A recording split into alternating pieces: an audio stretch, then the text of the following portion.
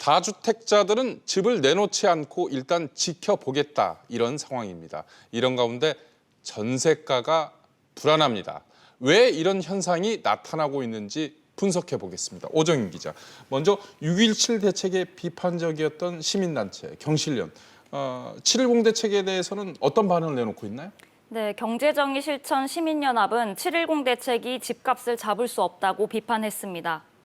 분양 원가 공개라든지 분양가 상한제의 전국적 시행, 또 공공임대주택의 확충, 이런 부분에 대해서는 계속해서 유예를 시키거나 미온적인 태도를 보여왔습니다. 본질과 괴리가 있는 다양한 이상한 정책들을 계속 내놓고 있기 때문에 시장의 불신을 초래하고 오히려 부동산 과열을 더 촉발하는 그런 식으로 이제 가지 않고 있나, 그렇게 보고 있습니다.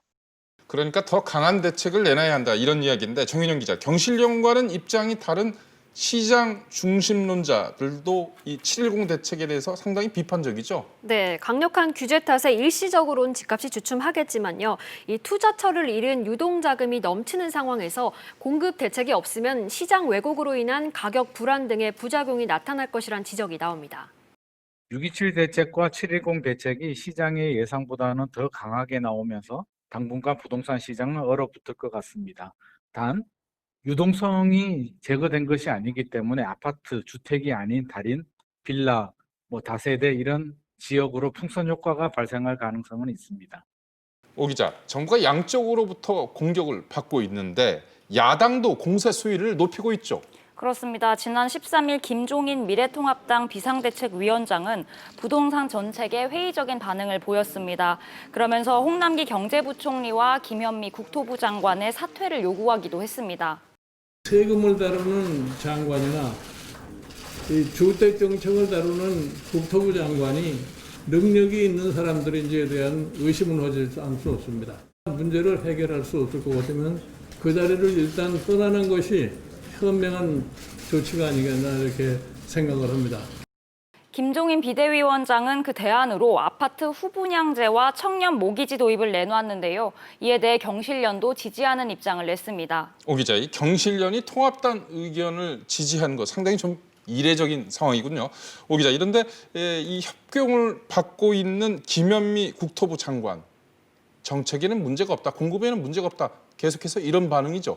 그렇습니다. 김현미 장관은 최근 한 언론과의 인터뷰에서 서울주택 공급 부족론에 대해 서울서 연간 4만 채 이상 아파트가 공급되고 최근 3년간 서울 인허가, 착공, 입주 물량도 평균보다 20%에서 30% 많은 수준이라고 반박했습니다. 또 1주택자들의 종부세 부담이 늘었다는 지적에 대해선 이번 대책의 타깃은 3주택 이상자나 조정 대상 지역 2주택 이상자로 전체 국민의 0.4%에 불과하다고 해명했습니다. 정인영 기자, 6.17 대책, 7.10 대책 구체적인 영향과 비판 좀 짚어보도록 할까요? 김현미 장관이 종부세 폭탄은 1주택자들 대상으로 한 것은 아니다, 이렇게 이야기를 했지만 현실적으로는 1주택자도 종부세 부담이 늘어나는 거죠? 네, 이게 6.17, 7.10 대책 때문은 아니고요. 네. 지난해 12, 16 대책 때 나왔지만 20대 국회 문턱을 넘지 못했는데요. 이번에 입법화되면 1주택자도 종부세 부담이 늘어나게 됩니다. 내년부터 1주택자와 비조정 대상 지역 2주택자의 종부세율은 최대 0.3%포인트 오릅니다. 종부세를 내야 하는 1주택자는 얼마나 늘어나나요? 네, 이 기준이 되는 공시지가가 나와봐야 아는데요. 다만 업계에서는 지난해 공시지가와 이 강화된 기준이 적용될 경우 31만 명 플러스 알파가 될 것으로 보고 있습니다. 네, 1주택자의 세부담 증가가 불가피할 것으로 보이자 대통령은 대책을 마련하겠다는 뜻을 밝혔습니다. 1가구 1주택의 실거주자에 대한 부담을 완화하고 서민들과 청년 등 실수요자들의 주택 구입과 주거 안정을 위한 대책을 강력히 추진해 나가겠습니다. 오 기자, 초점이 됐던 다주택자들은 상황이 어떻습니까? 네, 지난 15일 취재진이 서울의 한 재건축 아파트 단지를 찾았는데요. 네. 마침 중개업소에는 세금 부담 때문에 다주택자가 매물을 내놓고 있었습니다. 4주택자인데 사위가 샀어요. 부산에 있는 사위가. 종부세 때문에 지금 양도세를 한 거지. 보유세 부담 때문에 매물을 내놓는 다주택자도 있지만 아직 대부분은 관망세입니다. 일부 다주택자들은 과도한 세금 부담에 부동산 정책이 아니라 증세 정책이라며 비판의 목소리를 냈습니다. 분양권도 있고 지금 현재 자가도 있긴 한데 못 팔면은 양쪽으로 이자가 나가게 되는 셈이고 가게 부담이 좀 크죠. 안 팔리면 계속 갖고 있으면서 이거 전세 줄 수 있는 것도 아니고 여러 가지로 좀 혼란이 더 끝나기도 전에 새로운 혼란이 올린다고 느껴지니까 세금만 더 맞게 되는 꼴이 아닌가 싶기도 하고요.